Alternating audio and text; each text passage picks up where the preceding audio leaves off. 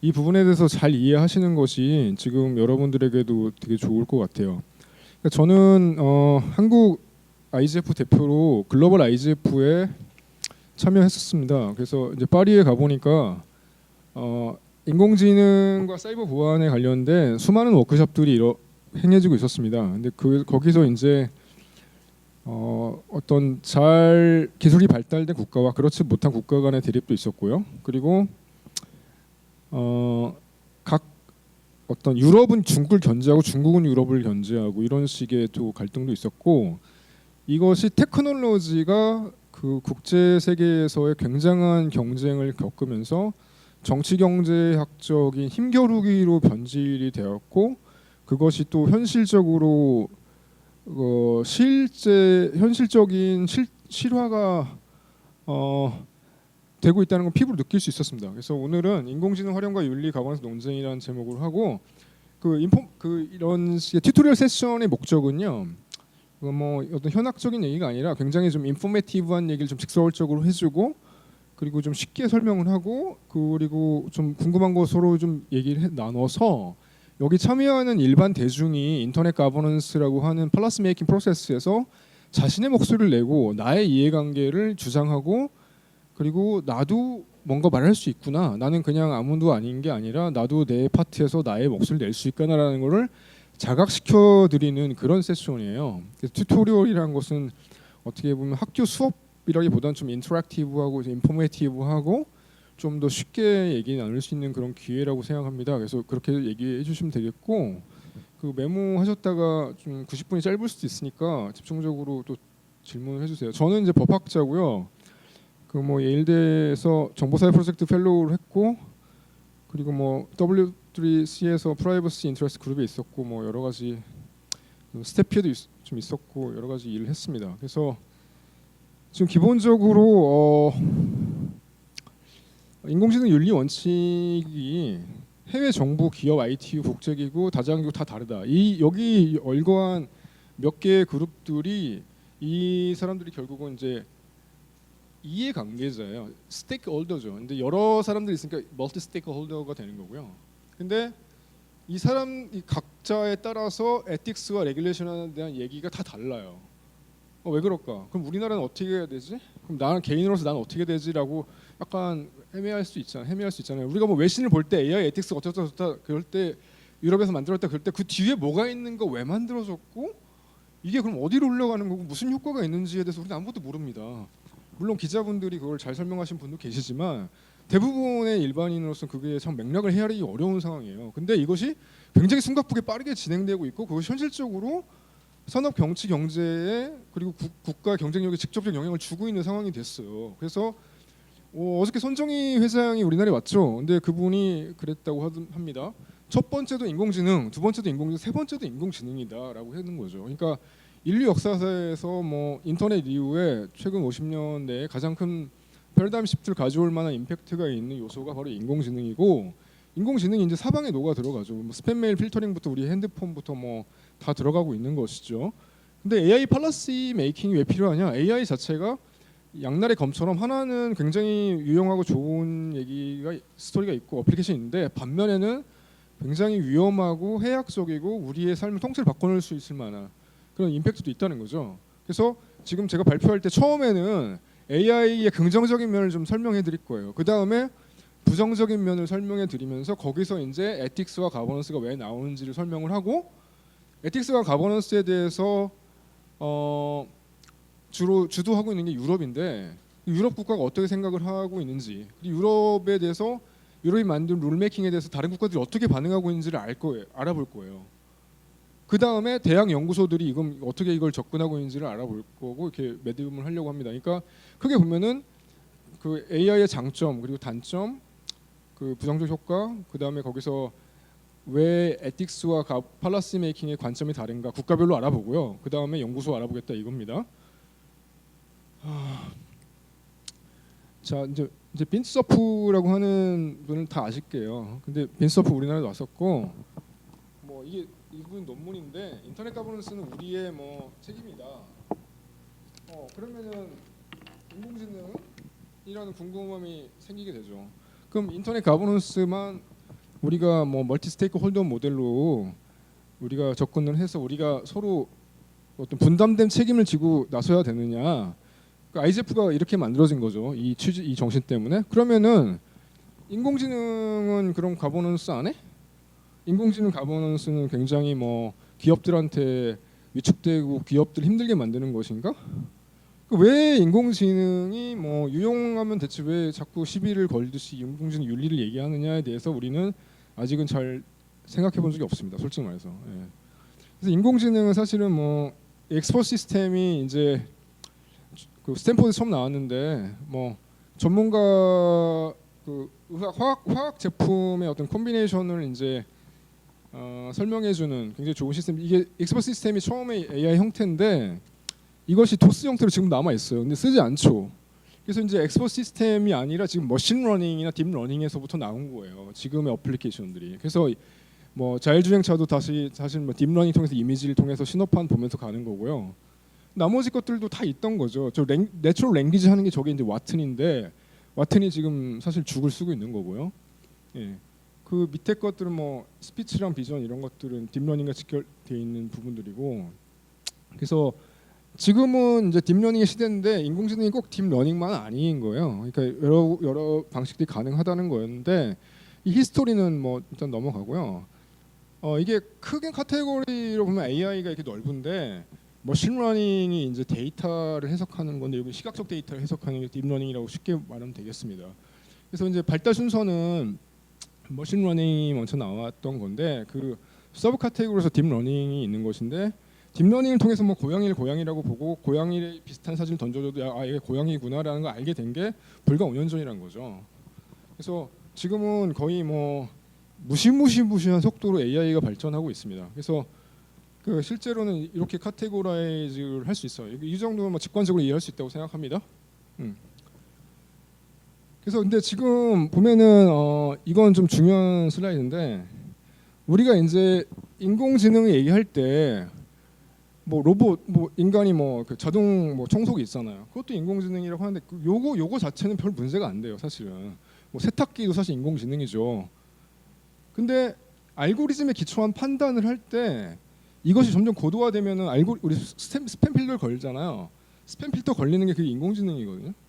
알고리즘에 의해서 걸러내는 거예요. 뭐 그 이상한 문자 들어가 있거나 그러면. 근데 그런 판단은 우리한테 편리하고 별 실생활에 유용만 할 뿐이지 별 커다랗게 우리 삶에 영향을 주진 않아요. 근데 알고리즘에 기초한 기본적인 판단들이 우리의 잡, 우리의 토플 점수, 우리 적성 검사, 우리의 인터뷰, 그리고 우리가 깜빵에 갔을 때 뭐 양형을 뭐 결정하거나 뭐 죄 없는 사람인데 위험하다고 잡아가거나 이럴 수 있다는 거죠. 그러니까 점점 사회 제도의 그 판사라든지 뭐 직업적인 전문성 있는 분들이 하셨던 부분까지 인공지능이 들어오고 나쁘게 말하면 기업들은 그걸 이용하면서 그 뒤에 숨어서 우리는 잘못이 없고 인공지능이 그랬어요라고 말할 수 있다는 거죠.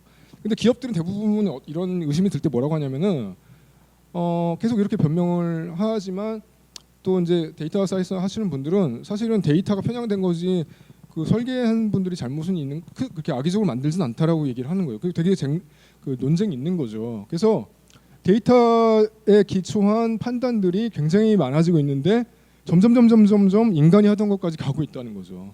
그래서 이제 판사들이 주로 하는 게 이제 어떤 사건이 있었고 이 사람이 좀 알리바이가 있고 그리고 원래 말하는 게 되게 악의적인 말을 했어. 그럼 이 사람이 범죄를 했다는 심증이 들잖아요.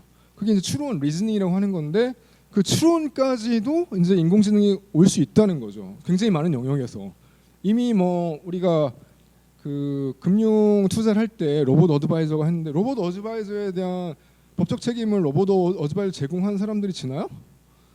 거기 잘 보면요 로봇 어드바이저가 한 거에 대한 자기 책임 안 진다고 써 있어요.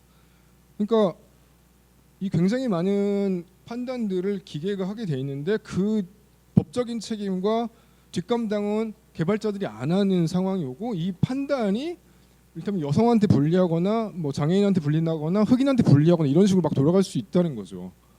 그러니까 이 부분에 대해서 통제가 전혀 안 되는 건데 이건 가려져 있죠. 왜냐하면 경제적 유용성과 뒤에 그 비용 편익 분석에서 굉장히 압도적이기 때문에 이건 가려져 있는 거예요. 근데 이 윤리라든지 뭐 인공지능의 부작용이 계속 부각되는 게 이것이 뭐 자동차를 만들었을 때 만약에 브레이크를 만들어 하는 것처럼 인공지능 자체를 그냥 두어서는 문제가 된다는 걸 알고 있기 때문에 하나의 뭐 통제 장치처럼 항상 같이 윤리가 따라갔어요. 근데 유럽 같은 경우는 좀 더 설명하겠지만 유럽 같은 경우는 그 인공지능 윤리를 아주 전책적으로 굉장히 강조를 해서 이런 포맷에 맞지 않으면은 이런 리퀘어먼트를 충족하지 못하면은 외국의 인공지능 개발자나 서비스가 우리나라에 들어오지 못한다라고 하는 규제로 말만 윤리고 실제는 규제로서 테두리를 정해놓고 약간 뭐 보호주의식으로 이렇게 하고 있다는 거죠. 근데 그 타겟이 누구냐? 그 타겟이 중국이에요. 그래서 유럽과 중국 사이에 서로 힘대결 사이에 거기 윤리가 있는 거고 미국 같은 경우는 완전히 자율 규제. 아무 뭐 페이스북이나 구글에 대해서 아무런 뭐 규제하지 않고 계속 자율 규제를 두고 있는 거죠. 우리나라는 솔직히 말하면은 그냥 뭐 우리나라에도 이제 미국계 거대 기업들이 들어와 있기 때문에 그냥 그쪽 분위기를 따라가는 것 같아요. 유럽을 적극적으로 따라가지 않습니다. 지금. 네. 그래서 계속 진행하겠습니다. 네. 그래서 인공지능의 활용과 법정책의 영역에서 레귤레이션과 팔러시는 이 사이 여기 있는 건데 사실은 이 에틱스는 여기 있어요. 여기 에틱스는 이 노란 선 사이에 있는 거거든요. 그러니까 에틱스는 그 사실은 강행 규정이 아니잖아요. 근데 그 사이에 더 들어가면 팔라시가 되고 로가 되면 그걸 지켜야만 하는 거죠. 근데 지금 4차 산업혁명 한다고 할 때 인공지능 막 개발하고 있는데 어떤 정부가 거기다가 레귤레이션 갖다 딱 집어넣고 무조건 지키려고 하겠습니까? 그걸 거의 지금 하고 있지 않은 상황인데 앞으로 그 될 거다라는 거예요. 앞으로 가장 바람직한 것은 알고리즘 디자인을 잘하는 거고 데이터셋을 굉장히 순도 높고 편향되지 않은 데이터셋을 갖다 주면 돼요. 그러니까 설계도 잘하고 데이터셋도 좋은 거 주면 문제가 없는데 문제는 설계를 할 때 인간이 자기도 모르게 백인이면 흑인을 불리하게 설계를 하던가 아니면 삼성에서 뭐 20년치 인사 데이터를 갖다가 집어넣었을 때 삼성에서는 뭐 어떤 특정 지역 사람들 배제했던 기록이 다 데이터에 남아 있잖아요. 그대로 데이터 그 머신러닝 학습한다는 거예요. 그럼 그때 그 데이터 잘못입니까? 설계자 잘못입니까? 굉장히 애매한 상황이 되는 거죠. 그래서 이 부분에 대해서는 아이디어란 것은 설계를 잘하고 데이터셋을 좋은 거 갖다 놓으면 돼요. 근데 이게 잘 안 되는 경우가 많아서 학자들 계속 이걸 거론하고 있는 것이고요. 그리고 어플리케이션도 이것이 유용하고 비용 절감이 있지만 여기서도 편향성이 나타날 수 있다고 이렇게 보고 있는 거예요. 네. 그래서 근데 지금부터 좋은 얘기를 하겠습니다. 그러니까 지금 월드 이코노믹 포럼은 사실은 신자유주의를 내세우고 있는 뭐 그런 사실 단체인데 뭐 UN 기구도 아닌데 그냥 사업자 모임을 시작해서 점점 커지고 있죠. 그래서 월드 리더십을 행사하려고 지금 뭐 우리나라도 몇 번 왔다 갔다 하고 그 뭐 카이스트에도 뭐 4차 산업혁명 그 센터를 만들기도 했고 그래요. 근데 AI가 그 난민들이 새로운 집을 찾는 데 도움을 준다는 말은 이걸 AI를 통해서 데이터 분석을 통해서 누가 어디서 왔는지 굉장히 잘 알아서 럴로케이션을 되게 잘 해준다는 거예요. 그러니까 이런 것도 하나의 장점 중에 하나인데 사실은 맞는 말이죠.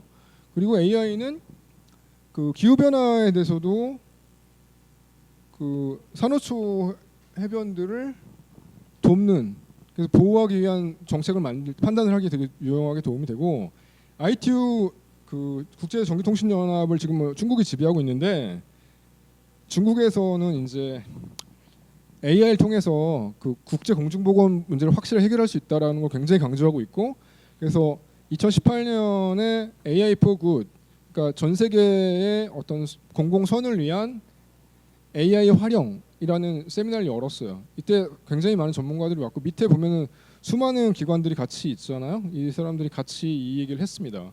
그래서 근데 이렇게 계속 드라이브를 걸고 있는데 이것은 이제 인공지능 의사인데 그래서 이렇게 눌러요. 이렇게 눌러보고 문답을 하면 아 네가 어디 아프니? 그러면서 얘기를 해주고 말로 해주고 하면서 실제로 의사가 없는 곳에서도 이렇게 의사 역할을 해준다는 거죠. 인공지능의 어떤 굉장히 포지티브한 면을 보여주는 것이고 이걸 당연히 만든 사람은 중국 사람인 거고 이게 ITU에서도 선정이 되고 있던 거예요.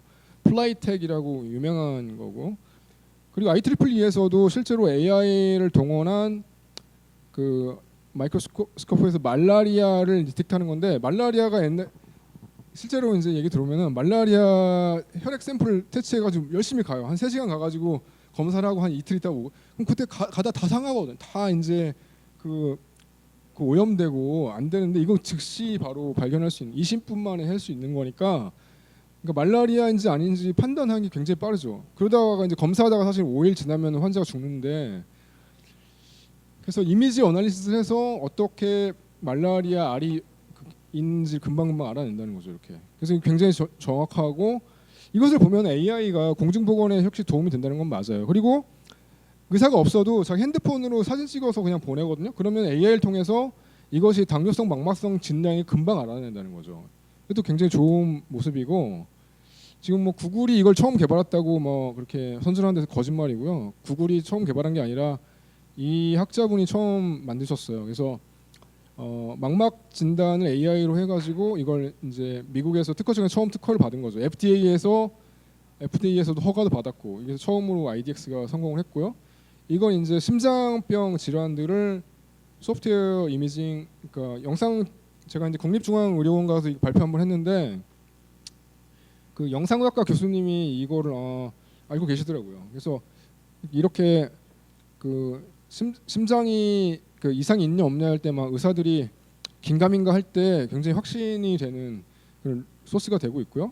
그리고 이제 인공지능과 의사랑 대결했을 때 여기 폐렴 있잖아요. 폐렴. 제 친구가 이제 폐렴 전문인데 굉장히 이걸 보고 위협감을 느꼈습니다. 자기 일자리 잃을 수 있는 거죠. 그래서 의사들이 굉장히 잘 찾아내고, 그러니까 인공지능이 훨씬 잘 찾아내고 의사들이 잘 찾아내는 건 뭐냐면 꾀병을 들리죠. 인공지능은 꾀병을 못 찾아내요. 아프다고 하면 얘가 표정이 안 좋아, 아파 이렇게 넘어가는 거고. 그리고 그 심장 그 아티즘 이런 걸 잘 찾아내는 겁니다. 그래서 이것은 점점 이제 개발되고 있는데 실제로 이제 좀 약간 우리가 모르는 게 뭐냐면은 인공지능 의사 왓슨 선전하고 있잖아요. 그게 사실은 지금 굉장히 그 잘 안 되고 있어요. 인공지능 의사 왓슨이. 왜냐면은 실제로 이것이 길병원에 선전을 많이 했지만 그 판단을 환자들이 잘 안 따른다고 하고 그리고 이렇게 많은 병명들을 다 진단하지 못하고 그냥 랭귀지잖아. 랭귀지 통해 가지고 이런 증상이 있을 때 어떤 논문에 해당된다 해서 그럼 질병이 있나 보다 이렇게 판단하는 식인데 사실은 왓슨은 그 MD 앤더슨 센터 텍사스에서 그 같이 협약을 맺었었는데 계약 파기됐습니다. 그래서 그쪽은 이미 소강 상태로 접어들었고 어떻게 될지 모르는 운명에 처했고요. 우리가 이제 비주얼라이제이션에서 이제 맨날 저도 MLB 자주 보는데 이 선수들이 맨날 저기 막 심판한테 화내잖아요. 제가 봐도 스트라이크가 아니거든요. 근데 계속 우겨요. 그러니까 화가 날 수밖에 없는. 이 사람들은 홈런이냐 스트라이크 아웃이냐에서 막 $10,000,000 왔다 갔다 할 수도 있는 건데 이 중요한 게임에서 그래서 이제 MLB 선수들이 선수 노조가 맨날 하는 말이 심판 퇴출시키고 컴퓨터로 스트라이크 존 정하자 이 얘기를 하는 거죠. 근데 이거는 솔직히 말하면 눈으로 보이는 거잖아요. 여기서 누가 테니스 칠 때 뭐 페데러가 쳤을 때 뭐 나가는 거 이런 거 페데러 금방 알잖아요. 이런 건 솔직히 우리가 이의를 제기하지 않죠. 왜냐하면 비주얼이고 이것은 뭐 이런 거에 뭐 축구 같은 거나 야구에서 그 인공지능 딥러닝을 통한 판단을 눈보다 정확하기 때문에 이거 거부할 사람 없을 거예요. 근데 문제는 굉장히 애매한 사회, 정치, 경제적 판단을 할 때 이 사람이 뭐 수급권자가 맞냐, 이 사람이 정말 그 적격한 그 취업 지원자냐 이런 것들을 판단하기 굉장히 어렵다는 거죠. 그래서 계속 연결해서 만나면 그 월드 이코노미 포럼은 그 헬스케어를 대폭적으로 개선할 것이고 헬스 비용도 낮출 것이라는 굉장히 장밋빛 미래를 계속 선전하고 있습니다.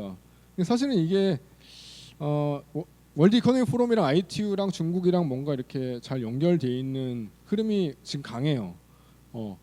언제까지 지속될지 모르겠지만. 네. 그래서 근데 또 다른 게 있는데 인클루시브라고 하는데 인클루전 이제 포섭인데 많은 나라들이 AI 정책을 말했지만 인클루전 포섭에 대해서는 얘기를 안 해요. 그게 뭐냐면은 가난한 나라, 뭐 전기도 안 들어가는 나라에서 AI를 사용할 수 있느냐라는 그 포섭. 그러니까 지금 뭐 하버드 버크만 센터에서 브라질 가가지고 이 인클루전에서 세미나를 한번 했는데 정말로 가난한 그 글로벌 사우스에 있는 사람들이 AI를 이용할 수 있는가에 대해서는 근데 우리가 의문을 가져야 한다는 건데 월드 이코노미 포럼에서도 인클루시브 얘기를 하는데 굉장히 작게만 얘기를 하고 그냥 명목상으로 얘기하고 이거 월드 이코노미 포럼은 일단은 AI를 긍정적으로 활용하기 위해서 규제 절대 하지 마라 자율 규제로 가자 이런 이 얘기하시는 그런 그룹이고 그래서 이제 그 빅데이터와 지속 가능한 개발을 얘기해 드릴 건데 그러니까 뭐 이런 말 있죠. 빅데이터라고 쓰고 인공지능을 읽는다. 근데 그 말이 정확한 말이에요, 사실은. 그래서 그 데이터만 던져주고도 그거를 스스로 학습해서 자기가 머신러닝을 하기 때문에 설계를 안 하는 경우도 있어요. 네, 설계를 해야 되지만 그래서 지금 UN 글로벌 펄스라고 하는 게 데이터 사이언스들이 모여 있는 곳인데 이게 만들어진 지가 별로 안 되는 국제기구예요. 근데 여기서 엄청나게 많은 좋은 사례들이 쏟아지고 있기 때문에 이건 무시할 수 없을 것 같고 예전에 뭐 지속 가능한 개발이라고 하는 것이 빈곤 국가에서는 뭐 건강 쪽도 식수 아니면 전기 뭐 인터넷 보급 이런 거였는데 지금은 그 프로젝트 할 때 정말 계획을 짤 때 데이터가 없었어요. 그래서 우리가 뭐 5초에 한 명씩 뭐 아동 죽어간다 이런 거 선전도 나왔잖아요. 그것이 사실 데이터가 부정확했다는 거예요. 그래서 지금은 이제 빈곤 감소를 위해서는 빅데이터를 활용해야 되는 상황이 왔다라고 대혁명이 일어나고 있습니다. SDG 분야에서. 그래서 빅데이터와 인공지능은 지속 가능한 개발에 어떻게 활용되냐 해서 이렇게 17개의 골이 있는데 여기에 엄청나게 많은 데이터들이 필요합니다. 그래서 제로 헝거 뭐 WFP가 식량 갖다 줄 때 어느 지역이 배고픈지를 몰라요. 지역을 알아야 되는 거고. 그다음에 클라이밋 액션이 가장 필요한 나라가 어딘지 데이터가 있어야지 보는 거죠. 그래서 예전에는 만약에 UN 뭐 활동들을 제가 뭐 비난할 수는 없지만 기대했던 것만큼 아웃컴이 안 나온 게 데이터 없었기 때문이다. 그래서 빅데이터라고 하는 것은 목적에 맞게 데이터를 분석해서 지식을 수출하고 전략적 의사결정에 활용하는 거죠. 근데 앞에 절차가 없으면 전략적 의사결정을 그냥 정치적으로 하거나 보여주식으로 OED를 했다는 거죠. 예, 뭐 그냥 뭐 여기 공중보건이 필요한데 그냥 뭐 도로나 깔고 와 뭐 이렇게 되는 거죠. 예, 그렇게 많이 됐었습니다, 실제로. 그래서 글로벌 그 파트너십 포 서스테인 디벨롭먼트 데이터인데 이것이 앞으로 이쪽을 이제 구심점을 삼아서 많이 발전할 것 같고요. 이것은 부인할 수 없는 사실입니다. 그러니까 작게 보면 빅데이터를 이제 OD에 활용한다는 거고 크게 보면은 인공지능이 그 결국 SDG에 임팩트를 준다는 거죠.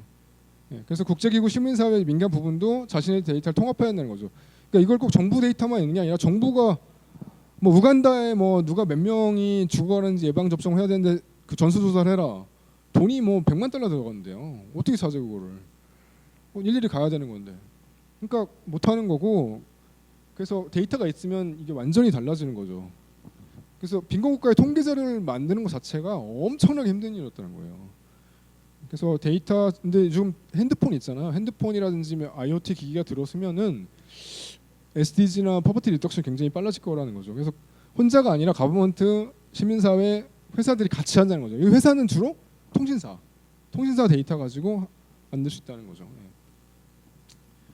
그래서 이렇게 뭐 세미나도 하고 아주 열심히 하고 있습니다. 근데 여기에 불행히도 우리나라는 없어요. 아무도 참여하지 않고 있습니다. 그래서 여기 지금 우리나라 글로벌 기업들도 여기 참여하거나 했으면 좋겠는데 여기 없습니다 지금.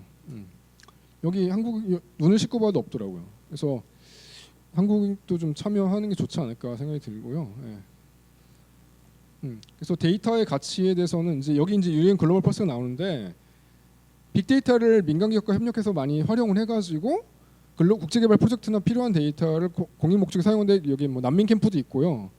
빈곤 문제에 대한 그 관련된 활동하는 기관이 제공하는 거죠.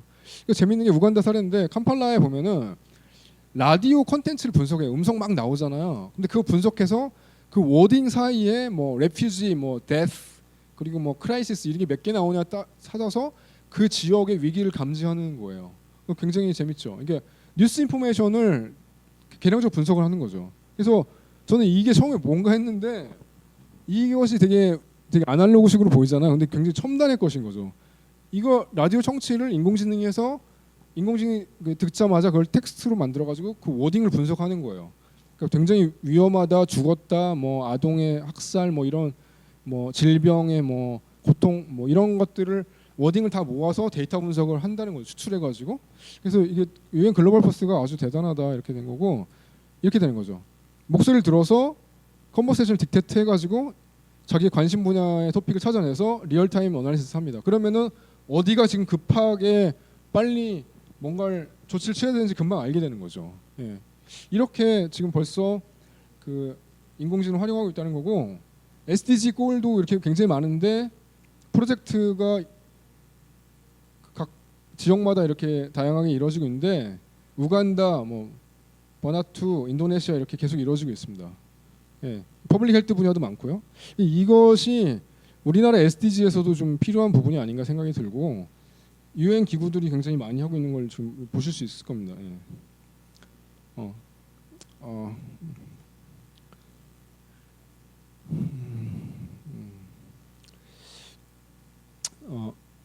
그래서 그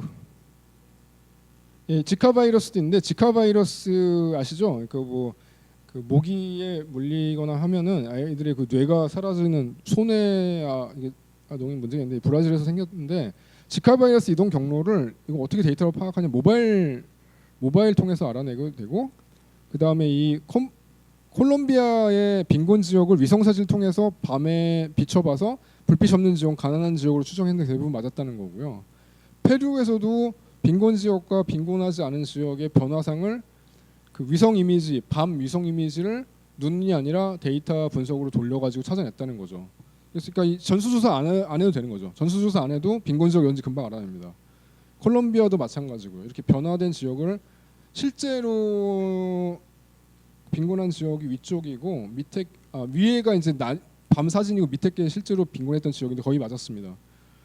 그리고 이제 스탠포드에서 하는 것도 우간다나 탄자니아나 말라위에서 빈곤한 지역들을 되게 찾아냈는데, 굉장히 그 인구 분포라든지 빈곤 지역을 잘 찾아내서 우선순위가 뭔지 알게 된 거죠. 예, 여기도 보면은 인프라가 많은 곳과 숲만 있고 지금 그 숲이 사라지고 있는 지역들도 금방 항공사진은 판단이 됩니다. 세틀라이트 이미지가 이렇게 좋다는 거고요. 그래서 뭐 이렇게 딥러닝 통해서 하고 있는 거죠.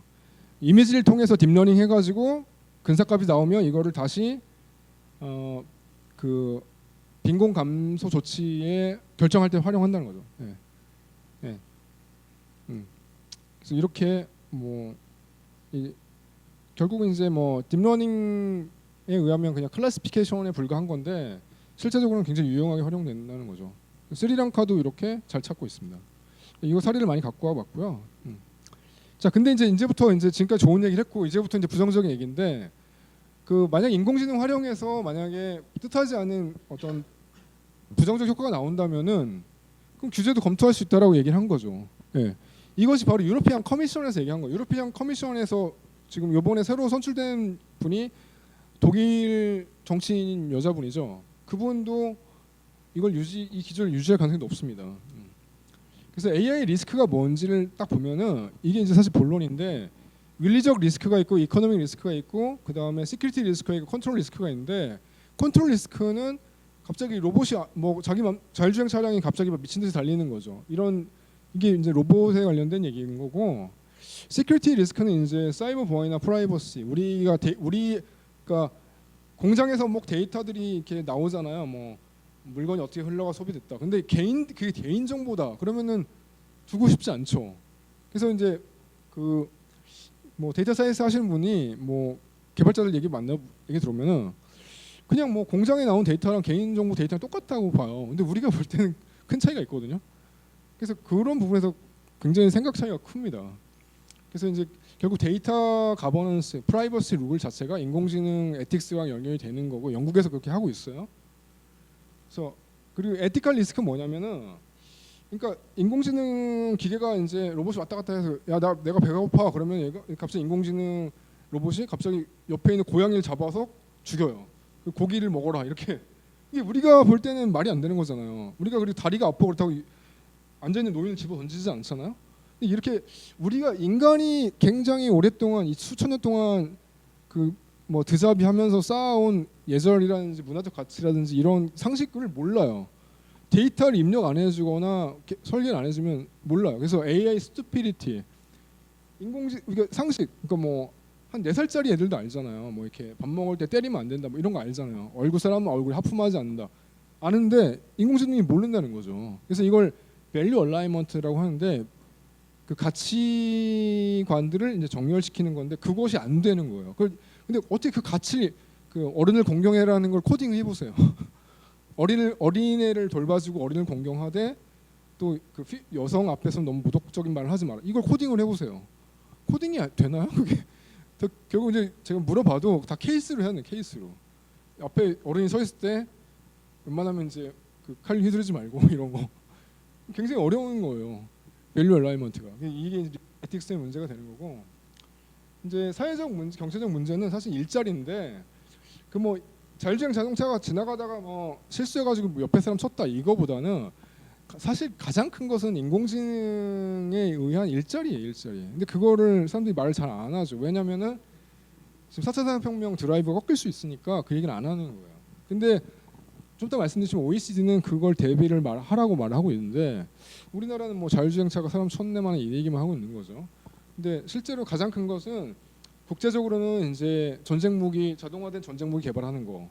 그 국가 내에서는 노동 문제, 노동 일자리 감소의 문제가 지금 가장 큰 겁니다. 이렇게 요게 이제 사실 굉장히 중요한 AI의 부정적 측면이고, 프라이스 그 뭐 유러피안 유니언에서 만든 건데 사실 프라이스 그 쿠퍼스 걔네가 만든 자료예요. 근데 그러니까 재밌는 게 뭐냐면 이게 인공지능 분석이 사법부에서 들어왔는데 어떤 학자가 미국 대법원에서 대법원 연방대법원 판사들이 있죠.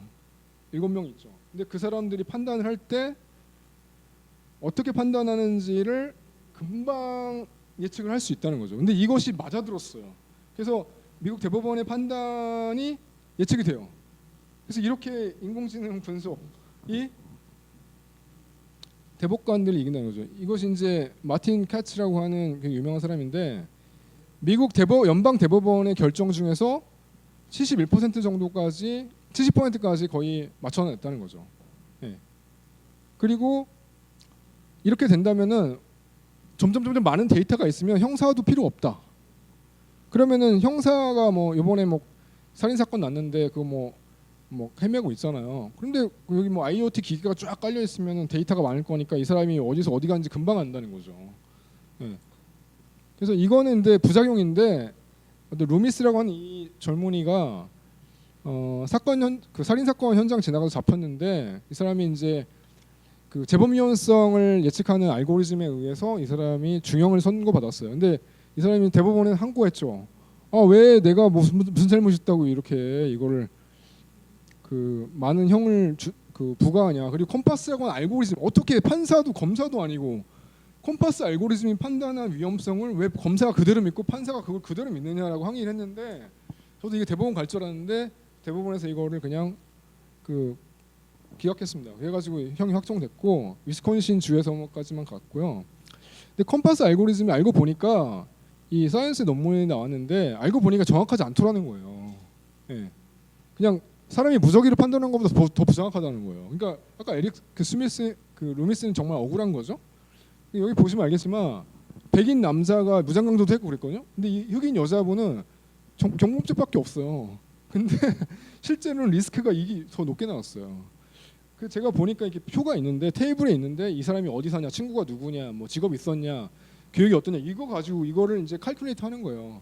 그러니까 그 정량적 분석이 굉장히 위험한 거죠. 네. 정량적 분석으로 한다면 뭐 저조차도 뭐 별 볼 일 없는 이상한 사람이 남자가 되는 거고, 정성적 분석을 해야지 되는 것들을 이게 인종차별 문제, 젠더 차별 문제가 나오고 이게 가장 대표적인 건데 이걸 찾아낸 게 이제 그 줄리아 앵긴이라고 하는 그 프로 리퍼블리카라고 하는 그 저널리스트인데 이게 1년 내내 이 알고리즘 판단을 검색해가지고 분석해서 찾아낸 결과예요. 근데 이거 틀렸다고 말한 거죠. 그래서 이거 신문이 미국 신문에 대서특필되고 많이 오르락거렸습니다. 그래서 캐시 온이라고 하는 그 웨폰 매스 그러니까 대량 학살 무기, 대량 학살 수학 무기, 웨폰 오브 매스 디스트럭션을 매스매틱스라고 하는 거죠. 그러니까 너무 인공지능과 그 수학적 알고리즘만 믿는다면은 더 안 좋은 결과가 나온다 이거고, 특히 그 채용할 때 알고리즘이 절대 뉴트럴하지 않다는 거죠. 아까 말씀드린 삼성이라는 롯데에서 좀 롯데 삼성도 보면은 특히 롯데그룹이 이제 인터뷰할 때 뭐 인공지능 대체해서 짧은 시간에 많은 사람들을 인터뷰 볼 수 있게 하잖아요. 근데 그거 되게 위험하다고 생각 안 하세요?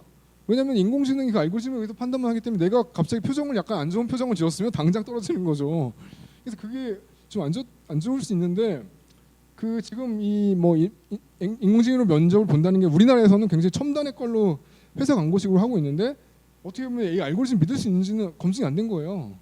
그래서 지금 젊은이들이 지금 알고리즘의 가장 큰 피해자라고 봅니다. 지금 위험할 수 있어요. 그리고 이게 알고리즘이 이제 복잡해질수록 이 신경망이 굉장히 많아지거든요. 이게 사실은 얼마큼 될 것 같아요? 한 3천 개 될 것 같아요. 실제로는 뭐 300만 개 넘어가요. 그러면 어떤 패러레프를 거쳐야지 되는지, 패러메터를 그 다시 조정하는 관계에서 이거를 뭐 이게 이런 거예요. 이것도 고쳐보고 저것도 고쳐보고 이렇게 하는 거예요. 그러니까 약간 뭐 주먹구구식으로 하는데, 그러니까 패러미터 세팅을 할 때, 옵티마이제이션 할 때 이것이 이것저것 다 고쳐보는 거예요. 코딩할 때처럼. 그러니까 이 옵티마이제이션이 어디가 정확한지를 설계자조차 모르는 거죠. 그리고 점점 복잡한 알고리즘, 아까 말한 그 패러미터 세팅이 굉장히 복잡하기 때문에 그 패러미터를 뭘 조정해야 되는지를 모르고 부정확할 수밖에 없는 거고, 버클리에 있는 그 제네 버럴이라고 한 사람은 그렇기 때문에 뭐 그 인공지능이 판단하는 거는 굉장히 불투명할 수밖에 없다 얘기를 하고, 시민단체에서도 알고리즘을 투명하게 만들어야 한다고 계속 얘기를 하는 거예요. 예. 근데 내초에서 이제 찾아낸 것도 알고리즘이 그 공정해지기 위해서는 좀 더 다른 시스템이 필요하다. 안 그러면 이게 사회가 불공정한 사회로 갈 수 있다고 하는 거고, 영국 정부에서 이거를 중요하게 여기는 거예요. 그러니까 결국은 데이터가 투명하고 데이터가 어디서 누가 수집했는지가 정확해야지만 바이어스가 일어나지 않는다 이 얘기를 하는 겁니다. 그래서 이게 이제 유명한 얘기인데, 가비지 인 가비지 아웃인데, 데이터가 엉망으로 들어갔어요. 일테면 뭐 교사를 5천 명 중에서 훌륭한 교사를 뭐 5명 뽑는다. 그럼 교사에 관련된 데이터가 들어가야 되는데, 이상하게 뭐 교사의 달리기 실력 이런 거, 교사의 미팅 이력 이런 것만 넣었다고 쳐봐요. 그럼 훌륭한 교사에 대한 결론이 안 나오죠 절대로. 그러니까 근데 솔직히 뭐 그 개발자들이 특히 우리나라 맨날 아우성 치는 게 적절한 데이터가 없어요. 그 데이터가 가져오려면 전부 다 법에 걸려 있잖아. 그러니까 데이터가 없어가지고 못 쓰는데, 우리나라 데이터 킹이 누굽니까? 미국은 데이터 킹이 페북인데 우리나라 데이터 킹은 정부예요, 정부. 정부가 안 주는 거고, 그래서 그 비식별화 하면 준다고 하는데, 비식별화를 표준화 한 해 만에 이러고 있는 거죠 지금. 규제 개혁이 여기서 있는 거고. 그러니까 결국 데이터 셋이 충분하지 않으니까 데이터 편향될 수밖에 없고, 그러면 결론이 잘못 나올 수 있다는 거죠. 그래서 제가 볼 때는 롯데그룹에서 하는 그 인사 데이터베이스 알고리즘도 과연 데이터셋이 충분히 있나 의심스럽습니다. 예. 그 마카롱은 뭐라고 했냐면은, 알고리즘, 특히 정부가 개발한 알고리즘 다 공개해버리겠다, 투명을 담보하겠다 이렇게 얘기를 한 거죠. 굉장히 훌륭한 선언이고요. 그리고 이거 이제 아까도 제가 한번 말씀드린 건데, 인공지능이 얼마큼 스투피드하냐면, 판다가 있는데 약간 자기가 그 어떤 사람이 인공지능 암호를 넣어놨어요. 코딩을 잘못한 건 넣어놨잖아. 그럼 이거를 더 이상 판다를 읽지 않고 이렇게 원성을 읽는다는 거죠. 이런 사례가 굉장히 많이 발생할 수 있기 때문에 가비지 데이터를 넣으면 가비지 아웃이 나온다는 거죠. 그러니까 이걸 누가 통제하냐, 육안으로 볼 구분이 안 되기 때문에 문제가 좀 있고요. 그리고 우리가 자율주행 차량도 이렇게 신호판 보면서 가는 건데, 그 신호판을 누가 좀 장난쳐가지고 육안으로 볼 땐 80인데 실제로 스톱사인이다. 그럼 사고 난다는 거죠. 이런 것들에 인공지능이 무방비 상태이기 때문에 이걸 어떻게 검증할 수 있는, 이걸 이제 담보할 수 있는 시스템 만들어야 된다는 거죠. 그리고 이거는 어떤 코미디언 빌 하더라고 하는 코미디언인데, 이걸 실시간 영상처럼 유튜브에 누가 올렸어요. 근데 사실은 이거를 인공지능으로 비디오를 조작해가지고 얼굴이 조금씩 변합니다. 이렇게 아놀드 슈워제네거 변하죠. 불과 3분 사이에 변했다가 다 돌아오는데, 눈치를 못 챌 만큼 조금씩 변하다가 결국 변해요. 이렇게. 그러니까 이거를 손으로 하는 게 아니라 인공지능이 한다는 거죠. 그러니까 이미지, 원래 오리진 이미지와 타겟 이미지를 해놓으면 시간에 따라서 프레임이 조금씩 바뀌면서 윤곽선 다 처리해 주는 거죠. 그러니까 이게 뭐 어떤 경우도 있냐면, 그 멀쩡한 영화 배우인데 그 요한슨이에요. 요한슨인데 그 사람은 이제 뭐 포르노 사이트 가지도 않았는데 그 요한슨을 그 포르노 배우에 합성시키는 비디오가 돌아다녀요.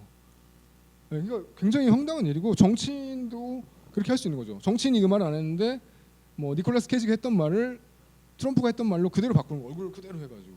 그러니까 우리가 이게 정치 선거전 졌나 이런 일이 벌어진다면은 정치적 불안감을 유도할 수 있습니다. 그래서 이렇게 딥페이크 비디오가 굉장히 보편화될 수밖에 없는.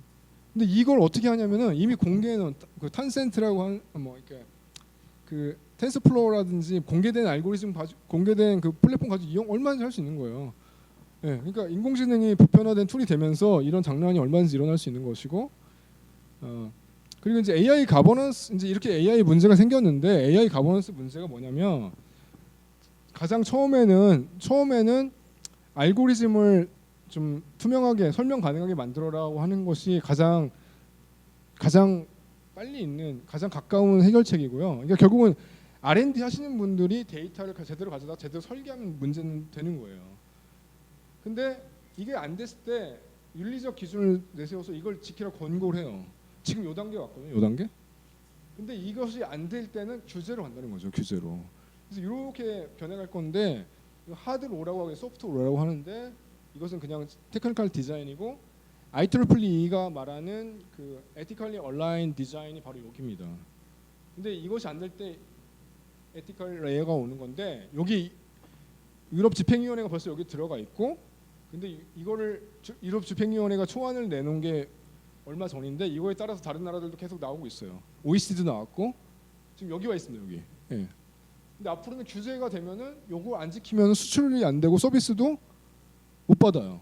예. 이렇게 되는 거예요. 그래서 이게 결국 국제 정치적으로는 AI를 둘러싼 싸움이 되는 거죠.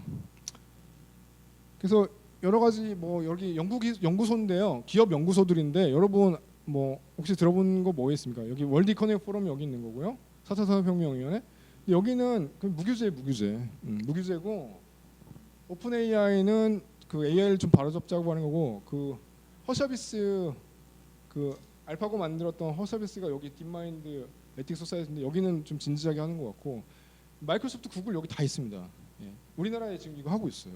들어와가지고 좀 인공지능 포럼 만들었다고 하더라고요. 그래서 이렇게 좀 입장이 다 다른데 그 이유가 뭐냐면 그 뒤에 다 이해관계가 다르기 때문에 그래요. 이걸 좀 재밌는 건데 인공지능이 로봇이 위험하다고 보는 사람들은 이 사람들이에요. 예. 앨런 머스크는 이제 인공지능 굉장히 위험하다고 보고 있는데 자기가 자율주행차 만들면서 이 사람은 자율주행차 빼놓고는 인공지능에 대해서 태클 걸어도 상관없는 사람이고 그 페이스북 창립자는 인공지능에 대해서 규제를 절대 반대하는 자유주의자. 예. 마이크로소프트 회장은 인공지능이 위험하다고 하면서도 자기는 사익을 추구하고 있고. 예. 그리고 여기는 이제 그 스튜어트 러셀이랑 알렌 언필드인데 이 두 분 로봇 에틱스 학자들인데 이분들은 로봇을 인공지능을 통한 전쟁 무기가 만들어질까 봐 굉장히 규제를 하자 이런 거예요. 그러니까 이거 솔리더리티와 하이라키 쪽에 있는 분들이고 여기는 또 여기 이분들이 이제 인간이 신이 될 거다. 인공지능이 나를 영원히 오래 살게 할 것이다. 이분들은 그냥 호모데우스라고 책 썼잖아요. 인간이 신이 되는 사회. 그러니까 이분들은 사회 정치적인 파급 효과나 우려를 하나도 생각 안 하고 이미 인간은 신이 돼가고 있어. 뭐 그 다음에 문제는 난 모르겠고 그 흐름 막을 수가 없어라고 얘기하는 분들이고. 근데 유럽 국가 여기 있습니다. 여기 있습니다. 여기 국가들. 그리고 모든 구글이라든지 IT 기업들 다 여기 있어요. 그러니까 요 구도가 그대로 이어지는 겁니다. 지금 우리나라는 어디 있을까요? 우리나라는 카이스트가 전쟁 무기 만든다고 그 누가 보이콧을 해가지고 굉장히 당황한 적이 있었죠. 그러니까 우리나라는 지금 여기 이 사람들이 스튜어트 러셀이 카이스트를 디스했던 거죠. 그러니까 너네가 전쟁 무기를 만들까봐 성명서를 만든 사람이 스튜어트 러셀이거든요. 그래서 우리나라는 본의 아니게 남북과 대치하고 있는 상황에서 인공지능을 로봇을 통한 그 살상 무기를 만든다는 혐의를 받고 있습니다. 예. 이런 입장 차이가 있는 건데, 예. 그래서 이걸 바꿔 보면은 이쪽 기업들은 자율 규제를 하자는 쪽이고 OECD라든지 유러피안 유니언 커미션은 규제하자는 쪽이고 그 미국의 학교들은 다 이제 인클루전이나 악용 가능성 얘기하는 거고 옥스퍼드도 여기 있고 이렇게 돼 있습니다. OECD는 가이드라인 만들었는데 OECD가 다 정부 그룹들이잖아요. 정부 그룹이 규제는 할 수 있는데 규제는 하지 않는 이런 단계에 있는 겁니다. 혁신과 경제적 유용성을 따지는 것이 이제 이런 IT 회사들이고 여기 파트너십 온 AI에 뭐 마이크로소프트, 구글, 페이북 다 있는 거죠. 그래서 여기 자율 규제하자고 하는 게 이제 이런 파트너십 온 AI고 표준화 기구는 좀 이렇게 규제할 수도 있지만 뭐 인클루전도 해보자 이렇게 얘기하는 거고 인공지능 윤리가 바로 여기 있습니다. 여기 딱 여기 있습니다. 여기로 가면 이제 로인데요. 로로 안 가고 여기 딱 있는 거예요. 원래 테크니컬 디자인은 여기 있던 거고 그 다음에 에틱스가 여기 그 다음에 규제로 가는 거죠. 그런 단계고 근데 OECD가 절대 규제 안 해요. 왜냐하면 지금 국가 경쟁력에서 막 물밑에 싸움이 치열한데 규제는 안 하죠. 그러니까 지금 규제는 안 하고 그냥 국가 경쟁력만 강하게 엄청난 숨가쁜 싸움을 하고 있는 건데 단지 OECD 가이드라인 얼마 전에 합의했는데 그것은 우리나라에서 많이 참여했지만 그것은 그냥 가이드라인만 제시하고 거기 대충 게임의 룰만 정해놓자 이렇게만 말한 거고요. 근데 여기 있는 학교들은 이제 AI가 잘못 활용될 수 있다는 걸 굉장히 염려하고 있는 거죠. 학교는 조금은 비판적인 거고 그 IT 회사들은 자율주기 할 테니까 건들지 마, 제발 건들지 말아줘 이 얘기하는 겁니다. 그래서 이게 이제 인공지능 아까 말한 하브라리가 여기 있는 거고요. 그 인공지능과 관련해서 그 슈퍼 인텔리전스는 닉 보스트롬 여기 있는 거고, 그다음에 미국에 있는 피처 오브 라이프 인스티튜트 저기 있는 거고, 유엔에서 이제 킬러로 규제하자고 하는 그런 식의 포럼이 있어요. 그 유엔 정부 협의체 그 여기 있는 거고 이렇게. 구글은 이제 프로젝트 메이븐 하다 딱 걸렸는데 그 구글 회사 직원들이 막 이것 때문에 나온다고 하고 난리 났거든요. 근데 구글이 발표를 했어요. 우리가 살상무기 안 맞는 걱정하지 말아라고 하는데 이걸 포기한다는 얘기 또 안 하더라고요. 그래서 IT 회사들은 이거랑 연결될 수밖에 없는 상황이에요. 그래서 로봇을 보면은 킬러 로봇을 방지하자는 이게 유엔 사이트인데 이렇게 만들어졌고 유엔 내에서 협의를 하고 있어요. 정부들이. 근데 이것이 잘 안 되고 있죠. 그 왜 그러냐면은 도대체 자율적인 무기가 무엇인가에 대한 개념 합의가 없어요. 드론은 사람이 조장하잖아요. 그럼 사람이 전혀 조정하지 않는 것만 자정 무기인가? 굉장히 헷갈리는 거죠. 이 조그마한 로봇인데 이것이 날아다니면서 사람을 머리를 관통하고 사람을 죽이는 로봇이거든요. 그러니까 이것을 비디오로 유튜브에 나왔는데 이걸 보여주면서 빨리 자율 살상 무기를 규제하자고 얘기하는데 이것이 국제적 합의를 이루기엔 너무 어려워요.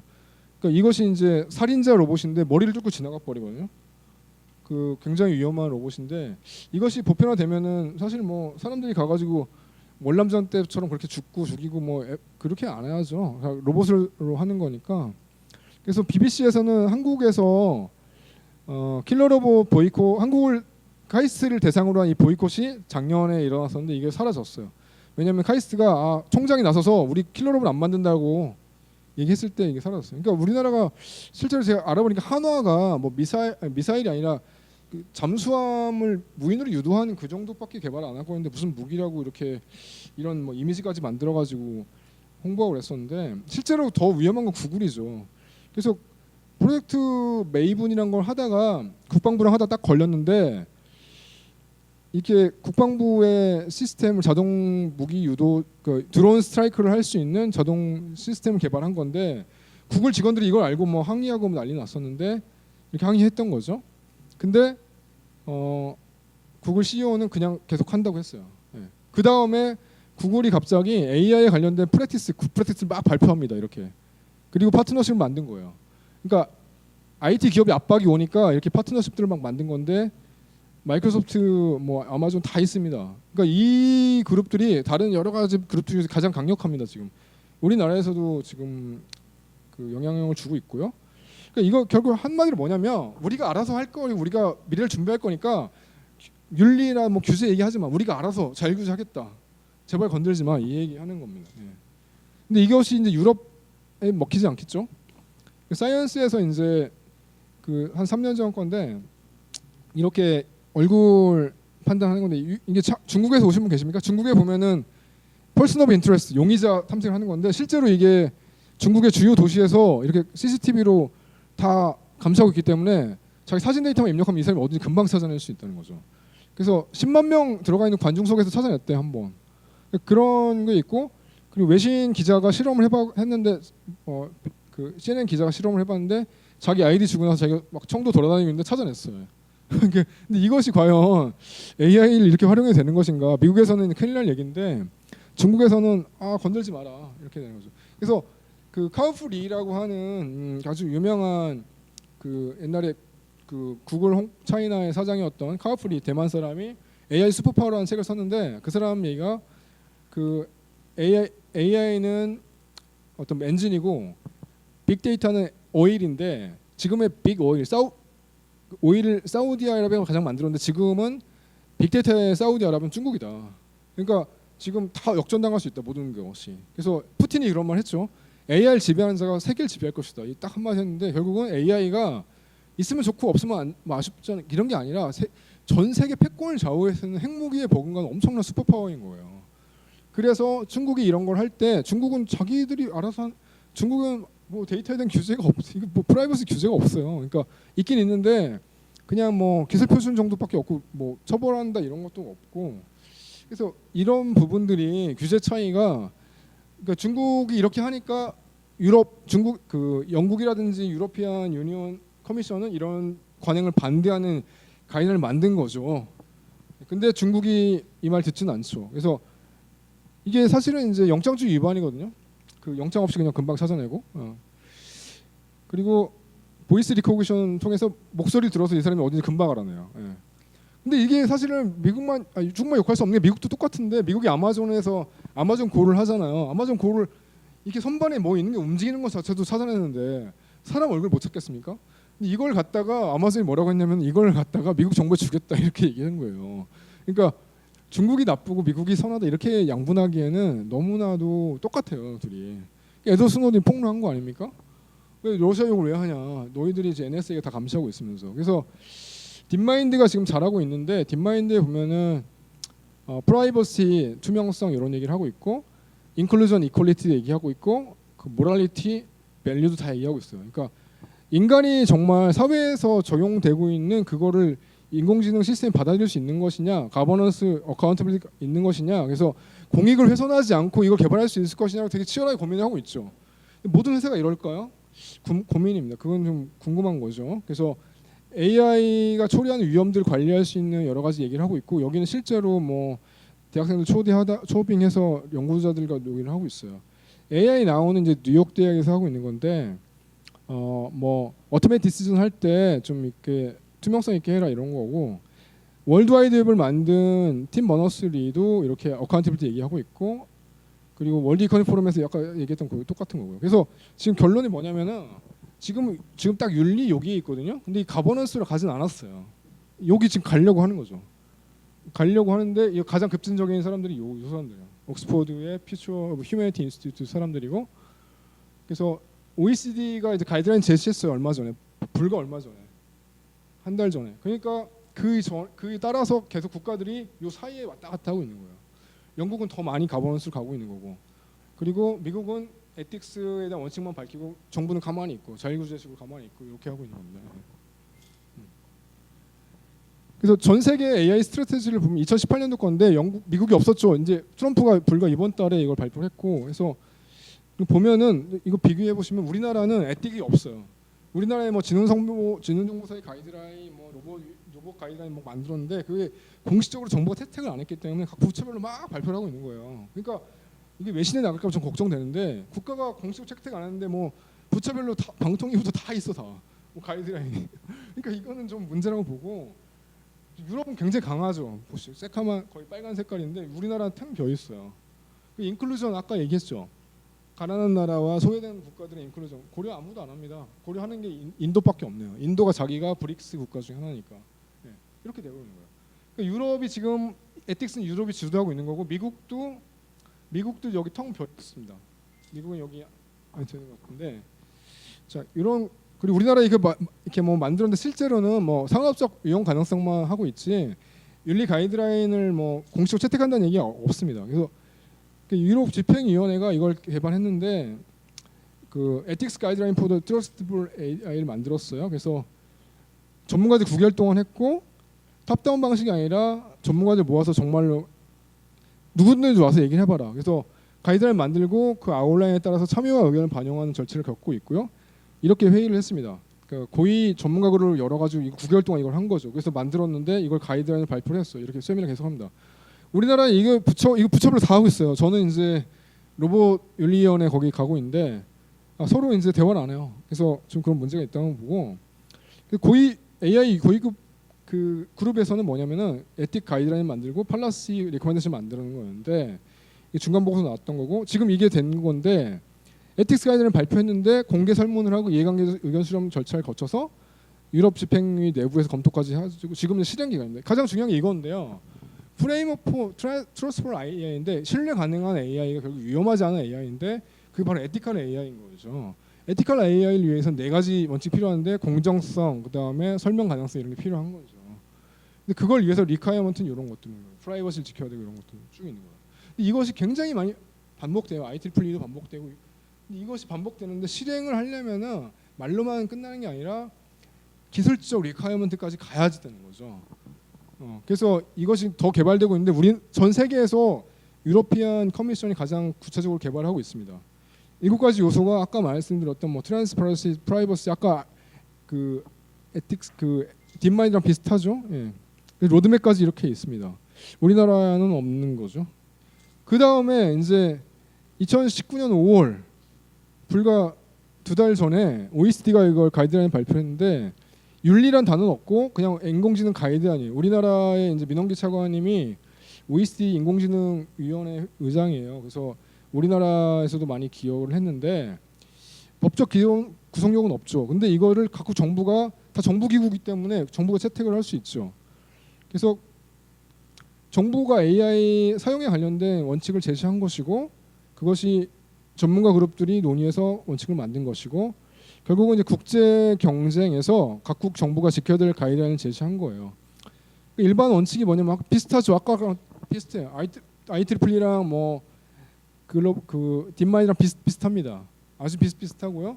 근데 윤리란 단어는 여기 없습니다. 윤리는 어디냐면은 정책 권고에 들어가 있어요. 여기에 보면은 써 있죠.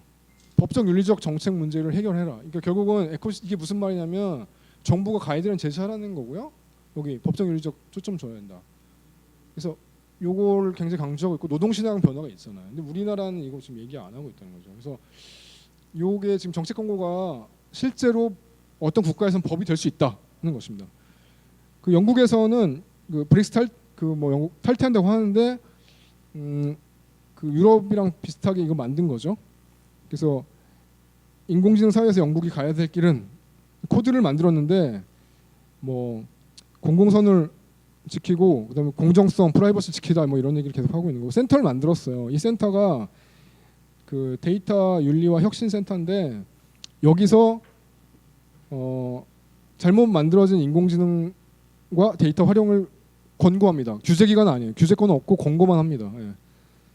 그래서 이렇게 역할을 하고 있고, 근데 딥마인드가 뭘 했냐면은 영국의 NH 그 내셔널 헬스 서비스랑 연결해가지고 환자들 정보를 모아서 이 사람이 병이 있나 없나를 검진하는 어플을 만들었어요. 근데 이게 뭐냐면은 데이터 프로텍션 롤을 안 지켰다고 이제 한번 경고를 먹었어요. ICO에 의해서, 그러니까 인터내셔널 인포메이션 커미션, 그러니까 우리나라 개인정보위원회이죠. 근데 이걸 뭐 규제해서 뭐 처벌한 게 아니라 이렇게 경고를 하니까 딥마인드 쪽에서 그럼 우리가 환자한테 고지를 안 했으니까 고지를 할게 이래서 협의가 됐어요. 예. 그래서 이제 그 또 좀 긍정적인 면은 페북이 이제 AI를 통해서 뭐 가짜 콘텐츠 찾아낸다고 하지만 이것은 사실은 믿지 못합니다. 그 기술적으로 봇이 만드는 가짜 뉴스가 많은데 또다시 머신 러닝으로 또다시 그걸 찾아낸다. 봇과 봇끼리 싸우고 있는 건데, 그러니까 이거는 약간의 테크놀리컬 솔루셔니즘인데 어떻게 그 기업이 문제를 기술로 해결한다고 합니까? 자기들이 기술을 잘못 활용해가지고 문제가 생긴 건데. 아까 말한 페이크 비디오 문제가 계속 나오고요. 그리고 독일은 자율주행 차량에 관련된 윤리 문제를 딱 해결했어요. 이렇게 시츄에이션을 네 개로 나눠가지고 위험한 상황, 그다음에 피하기 어려운 상황, 뭐 운전자가 반드시 이걸 통제해야 되는 상황 딱 나눴어요. 굉장히 구체적이기 때문에 요거를 그대로 다른 나라도 따라갈 거라고 생각합니다. 네. 근데 우리나라에서는 인공지능 자율주행 자동차가 성능이 좋기 때문에 사고가 안 나고 그 사고가 나면은 그냥 자동차 제조사가 그걸 자기가 인수할 수 있거든요. 볼보가 그렇게 했습니다. 볼보가. 근데 우리나라는 자동차 교통법이 안 바뀌고 계속 운전자 책임으로 가더라고요. 그래서 로비를 한 것 같아요. 근데 나중에서는 그냥 자율주행차 탈 건데 이거 사고 나면 자동차가 회사가 책임져라 이래야지 고객들이 사지 않을까요? 앞으로 그렇게 가야 될 것 같은데 지금도 계속 자동차 회사는 책임이 없다는 식으로 가고 있어요. 근데 중국이 이제 무섭게 성장하고 있는데 차세대 인공지능 발전 계획을 만들었습니다. 그리고 또 중국은 빅데이터 따로 했고 로봇 따로 했어요. 굉장히 체계적으로 가고 있는 거예요. 3박자 딱 맞게. 네. 그리고 이것이 2021년부터 25년까지 관련 법률 윤리적 기반 마련한다. 그러니까 유럽 연합이 중국을 염두에 둬서 윤리적 기반을 굉장히 강하게 만들어놨거든요. 규제를, 가이드라인을. 근데 중국이 치고 나왔어요. 우리도 하고 있어. 그러니까 약간 유럽 연합은 중국을 의식해서 이렇게 만들었는데 약간 허탈하게 된 거죠. 네, 중국이 굉장히 바보가 아닙니다. 네. 그래서 북경대에 인공지능 연구소가 있는데 그 밑에다가 인공지능 윤리안전센터를 또 만들었어요. 이게 불과 저번 주 얘기예요. 저번 주 얘기. 저도 여기 한번 가보려고 하고 있는데 그래서 인류 윤리 도덕에 부합한 스마트 자기학습 모형 이게 바로 우리가 원하는 아이디어랑 밸류 얼라이먼트가 되는 도덕적이고 적합한 인공지능 개발한다는 거거든요. 그러니까 유럽이 중국을 의식해서 이걸 규제 인공지능 자꾸 떠들고 유럽 뭐 윤리 얘기했는데 이미 만들었다는 거예요. 그러니까 서로 지금 이 세대 결이 장난이 아니고 미국에서는 뭐라고 하냐면 중국 회사들이 공산당 편만 들지 뭐 거부할 수 있냐 그들이 만드는 윤리 기준이 정말 정확하냐라고 얘기를 하거든요. 근데 뭐 미국은 아예 윤리 기준도 발표도 안 했는데 뭐 그러니까 할 말 없는 거고요. 그래서 차세대 인공지능 관리 원칙에 보면은 아까 말한 딥마인드 에틱스가 보면 똑같이 다 있습니다. 예. 근데 이것이 어떻게 실행될지는 모르는 거죠. 실제로 한마디 예를 들면은 뭐 여기 프라이버시 존중 이게 솔직히 아까 보셨죠. 뭐 길거리 다니는 사람들 다 얼굴 체크하고 있는데 프라이버시 존중하고 있나요? 은사를 보호하고 있나요? 이거 사본 같은 경우는 유명무실하다고 보면 되는 거죠. 예. 싱가포르가 이제 AI 가버넌스 프레임워크라는 걸 만들어서 주목을 받았어요. 이게 뭐냐면은 설명 가능한 AI를 만들어라 뭐 이런 식으로 하는 거고 AI가 적용되는 국면과 그렇지 않은 국면을 나눈 거예요. 인간이 개입하는 국면이 따로 있고 인간이 개입하지 않는 국면이 따로 있다. 그러니까 아무것도 아닌데 이걸 언론 플레이를 해가지고 뭐 신문에 엄청 났어요. 예. 그러니까 이 별 내용도 아닌 걸 갖다가 자기들이 뭐 AI 개발도 하고 있지도 않는데 뭐 이런 아주 재밌는. 미국이 드디어 트럼프가 저번 달에 전략 계획을 짰는데 이걸 발표했는데 3번의 가버넌스가 있습니다. 근데 사이언스에 당장 이제 뉴스가 떴죠.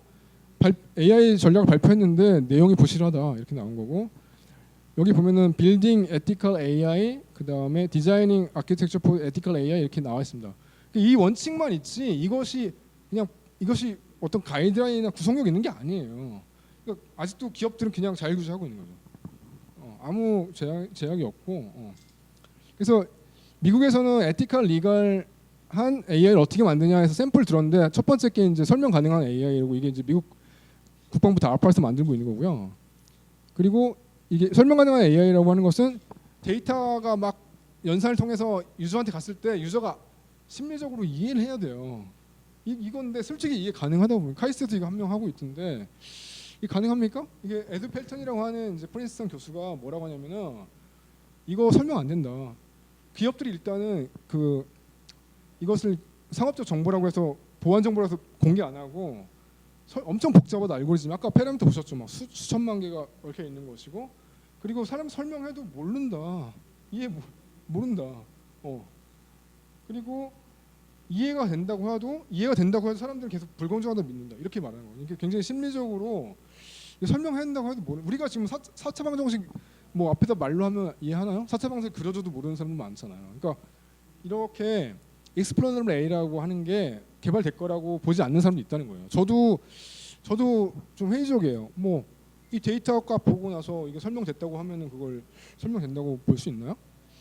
그래서 에드펠트는 이런 걸 좀 문제가 있다고 보고, 두 번째 거는 이제 미국 과학재단이 뭐 아마존과 같이 AI 리서치를 한다 뭐 이런 샘플 들어서 미국이 AI 윤리를 하고 있다 이런 식으로 설명하고 있더라고요. 일본은 뭐냐면, 일본은 이제 얼마 전에 그 G20 했잖아요. 거기에 맞춰가지고 이걸 막 굉장히 언론 플레이를 하면서 떠들었는데, 인간 중심 원칙, 충실한 AI 교육 원칙 뭐 이렇게 하고 있는데, 여기에 또 여기 이제 맨 마지막 게 좀 달라졌는데, 이게 뭐냐면은 데이터 글로벌 데이터 플로우. 그러니까 중국 같은 경우는 데이터 로컬레이션 하거든요. 자기 뭐 페북이라든지 구글이든지 그 중국에서 일하려면 그 데이터 센터 만들어 놓고 거기서 떨어뜨려 놓고 나가라라고 해서 전세적으로 지금 글로벌 그 차원에서 데이터 로컬레이션과 데이터 글로벌 데이터 플로우 사이에 싸우고 있는데, 일본이 뭐라고 하냐면은, 일본이 GDPR 적정성 평가를 빨리 받아왔잖아요. 아베가 유럽에 가가지고 사인해가지고 아시아 최초로 적정성 평가에 통과했어요. GDPR. 그러니까 GDPR 비준하는 나라끼리 서로 데이터 공유하자 이건데, 이게 일리가 있는 게, 우리나라 자율주행차를 만들었을 때 유럽에 못 팔죠. 데이터가 없으니까. 자율주행차가 있어야지 뭐 지도도 입력하고 가는 건데, 데이터가 없는데 어떻게 합니까? 그러니까 유럽을 겨냥해서 이 얘기를 하는 건데, 우리나라도 결국 이 속에 들어가야 되는 나라인 건데, 그 중국이나 러시아나 인도 이런 나라들은 데이터를 자기네 나라에 놓고 나가라 하고 있고, 다른 서구 국가들은 데이터를 서로 주고받고, 뭐 영국에 뭐 프랑스에 있는 페이스북 데이터가 다 어디 있습니까? 다 더블린에 가 있잖아요. 예. 그렇게 전 세계적으로 돌아다니고 있는 것이 사실은 지금 거대 IT 기업이 데이터 애널라이즈에서 상업적으로 활용하기 위한 전제 조건이 되고 있는 건데, 중국은 그거 반대하겠다, 일본은 그렇게 하자, 이렇게 갈등하고 있는 겁니다. 데이터 그 로컬라이제이션과 관련해서 그런 얘기가 있고요. 그리고 IEEE가 이제 에티컬리 얼라인 디자인을 만들었는데, 여기 보면은 비슷하죠. 뭐 책임 설명 가능, 투명하고 뭐 어카운티빌리티 설명 가능하다는 거고, 이건 뭐 책무성이라고 해서 그걸 법적으로 라이abili티라고 하는데, 라이abili티는 법적 책임진다는 것도 다른 거예요.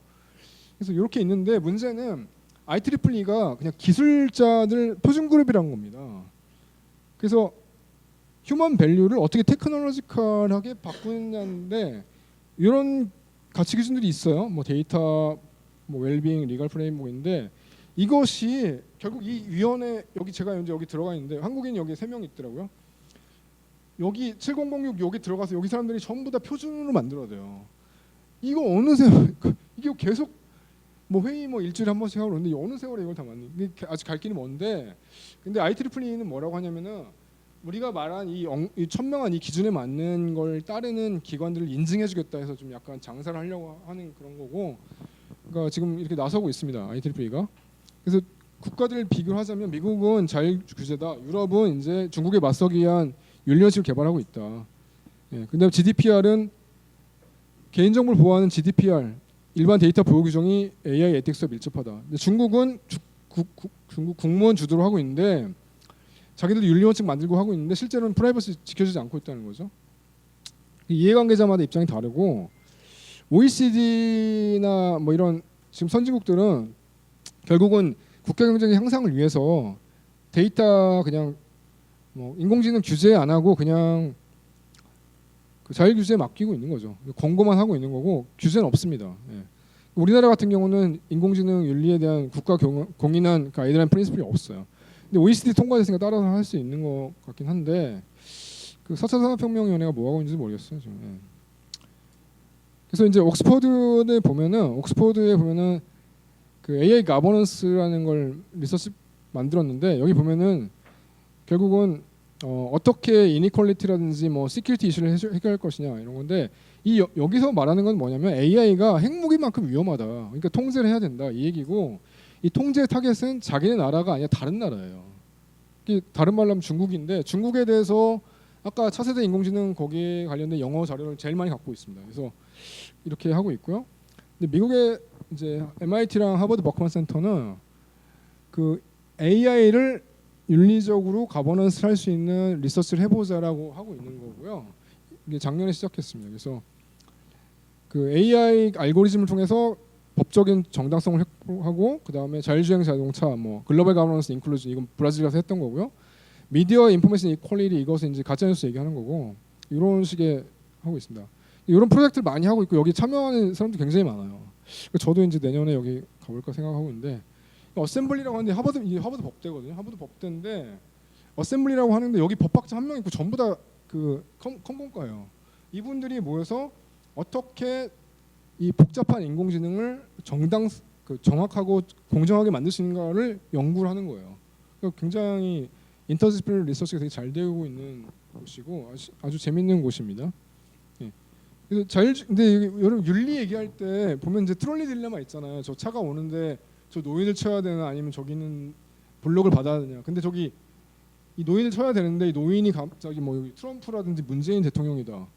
근데 이걸 쳐야 되나? 뭐 굉장히 헷갈리게 되잖아요. 그러니까 이걸 조사를 해봤어요. 전 세계 다 조사를 해봤는데 여기 보면은 이제 여기 차에 탄 사람이 여기 이 부부와 아이를 보호해야 된다는 쪽 이렇게 뭐 다 통계가 있거든요.